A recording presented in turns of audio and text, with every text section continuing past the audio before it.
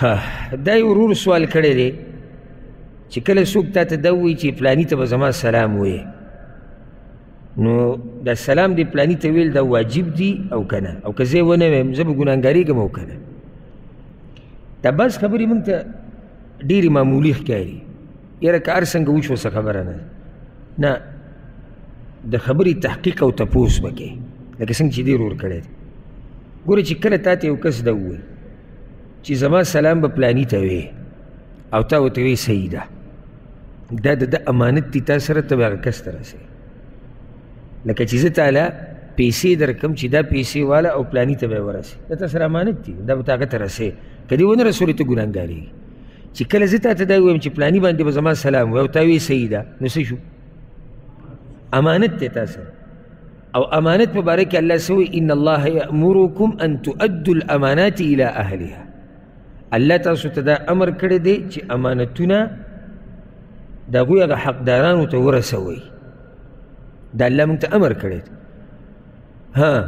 اوس که داسې چې تا ته یو سړی ووایي چې یاره پلاني باندې به زما سلام او تا ولې هېڅ جواب ورنه کړو، یا ته غلی شوې او یا داسې ورته ونه وایي چې ښه زه به داسې وکړم، نو په داسې ټیم کې په تا باندې دا سلام رسول واجب نه دي، ځکه چې تا هغه امانت اخیسته قبول کړي نه دي.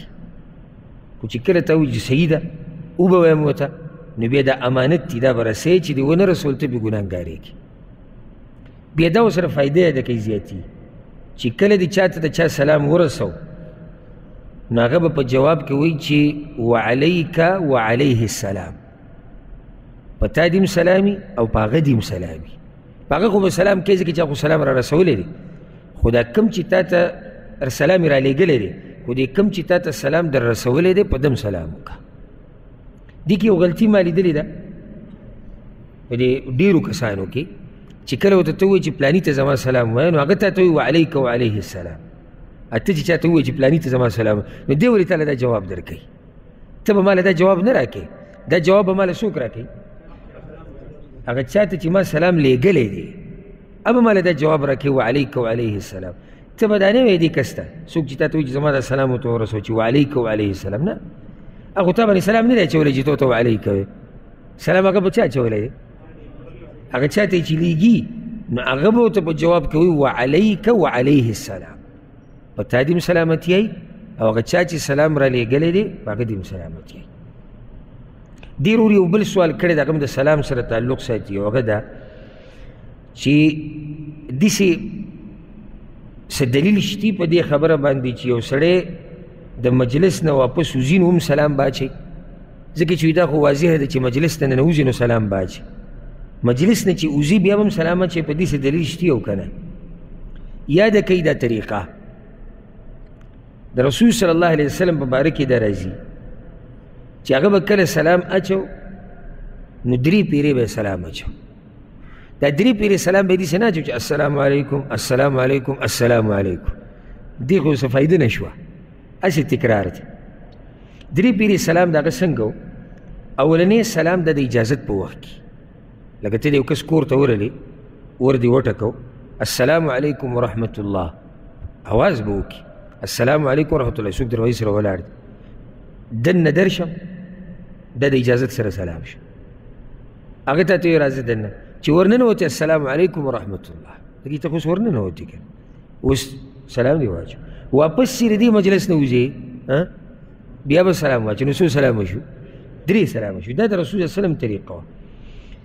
سنت طریقه دا ده چې یو مجلس ته ننوځي سلام باچې، او چې د دغه مجلس نه بیا وځې تلو والی نو بیا به سلام اچي. او دې کې حدیث ته ښه واضحه امام ابو داود امام ترمذي راوړی، امام احمد هم راوړی. ابو هریره رضی الله عنه وایي رسول صلی الله علیه وسلم دا خبره کړې ده اذا انتهى احدکم الى المجلس فلیسلم. تاسو کې چې کله یو سړی یو مجلس ته ننوځي که نه او ورورسي ورته فلیسلم نو سلام دې واچوي. فاذا اراد ان يقوم نو که بیا یې ارادې د تلو د پاسېدو د مجلس نه فلیسلم نو بیا دې سلام واچوي. فلیست الاولى باحق من الاخره، وی دا اولنی سلام د دویم نه زیات حقدار نه دی. معنی دا د رسول سلم د خبرې چې دا اولنی او دویم یو شان دي په قدر کې، څنګه چې هغه اولنی سلام تعالی په کار و سنت طریقه ده نو رسول صلی الله علیه وسلم وایي دقه شان دا دویم هم تعالی په کار دی. د ورننوتو په وخت کې د وتو په وخت کې بیا دا لازم نه ده. دا خو ګوره هغه عادات جایز دي په هغې باندې عمل کول چې کله هغه د شریعت خلاف نه وي. زمونږ د پښتنو د بعضو دا عادات دي که پښتنو کې هم فرق علاقو پورې فرق وي. بعض هغې چې وتو په وخت کې بیا د هر چا سره غاړه میلاوي دا عادات دي. بعض هغه دي چې هغه په ټولو سلام واچوي ولاړم هم صحیح ده. مقصد یو سلام کول دي چې ته مجلس نه وځي او پیر سلام که ټولو سره غاړه میلاوي لاس میلاوي زم څه خبره نه ده عادات دي. او دا بعض مولیان په بعضو خبرو کې بې ځایه سختیانې کوي د ځان ناسي. د اختر په ورځ غاړه میلاول دا منع دي صحابه کرامو نه دي کړي. دا موږ چې یو بل سره په مخه میلاویږو غاړې میلاوو دا نشته. ګوره دا عادات دي دې ته موږ عبادت نه وایو. که موږ ورته چېرته عبادت ویلی نو بیا به دې موږ سره چیړ کولی.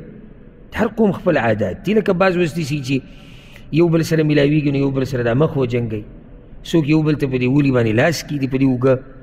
څوک زموږ په شان غاړه میلاوي. بیا چې دا غاړه میلاوي دا هم طریقې جدایي. څوک یو پیر غاړه میلاو کړي څوک دوه درې پیرې تاو راتاو شي غاړه میلاوي. داسې نورې طریقې دي. نو دې ته یو قوم هم عبادت نه وایي. دې ته څه وایي؟ عادت ته قوم وایي. او چې کله عادت او رواج د شریعت خلاف نه وي نو د هغې په کولو کې څه حرج نشته. دا خبره یاده کړه. یاره وایي صحابه کرامو خو به د اختر په ورځ غاړې نه میلاوي. ګوره د اختر په ورځ غاړه میلاول دې ته موږ عبادت نه وایو. یا دا مجلس ته چې موږ ورننوځو او ځو غاړې میلاوي او بل څه دې ته موږ عبادت نه وایو. دې ته موږ څه وایو؟ عادت ورته وایو. نو دا جایز دی دې کې څه حرج نشته.